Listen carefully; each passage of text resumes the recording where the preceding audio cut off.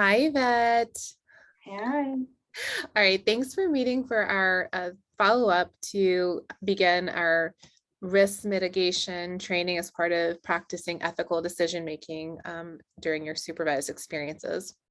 So as you'll recall, I gave you this baseline assessment and I asked you to complete this to the best of your ability. And then I asked you if you were struggling just to stop whichever part you felt like you hit a threshold, just to go ahead and self-identify and stop so that you didn't have to guess, because I don't want you to guess. So we're going to go over that today. And we'll go through your scores right now. So what you've submitted so far is you did the first step, which was defining risk management lists all steps. And then you did attempt at identify everyday examples. And then it looks like you stopped there and did not continue. Was that correct? Correct. Perfect. So let's look at what you've got and then we'll establish your baselines. And as I'm going through this, I'm modeling how you would do this also for a future supervisee or RBT or potential trainee. So this will be a good example.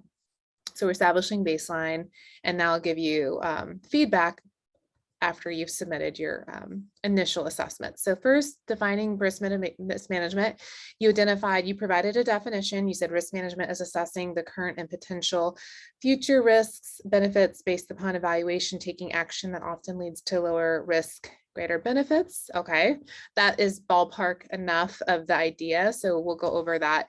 I'll give you more information on that as we go into our first training. And then there are four main component parts. And so you put evaluate risks, evaluate benefits, plan to minimize potential risk and maximize benefits, and decide on an action plan. All right, so there was 5 potential points I would assign you. And I would say, I'm gonna assign you a baseline of, you got 3 out of 5. So I'm gonna give you credit for the risk management definition. And then I'm gonna give you credit for, you identified 2 of the 4 part component parts of the remaining entire cycle of the process for risk management as a cycle. And I'll go over more of the 2 other steps and we'll talk through that when we get into our first training. Okay. So your baseline is 60 and your mastery needs to be 100% on a probe. Okay.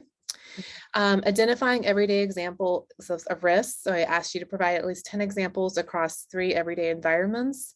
And in here I said, identify the activity that you would do in that environment, and then identify the risk that would interfere or impede the person from doing that main activity in that environment or setting.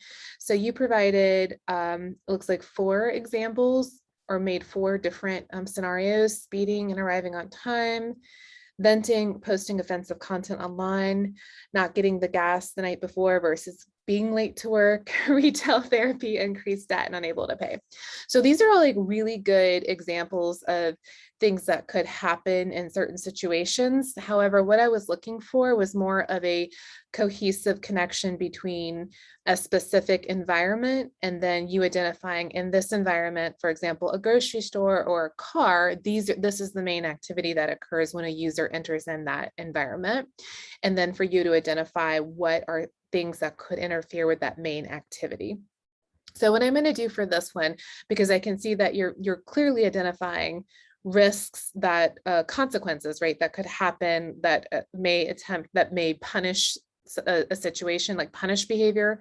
What I'd like to do is establish your baseline at 0% for purposes of this baseline, just to make sure I go through that process with you cohesively to help you have all those microscopic steps on how you get and identify those risks systematically. Okay. Okay. Do you have any questions before we proceed? No. Great. And just for purposes of giving you an overview, we will work up through this baseline in sequence, so that as we master out each criterion or each objective, then we'll go and open up the next one. So we'll just do these in a linear order. So just to kind of give you a bigger picture before we dive into the rest of the assessments for the remaining items. So we'll just build up and flow through them using behavioral skills training or abbreviated components. All right.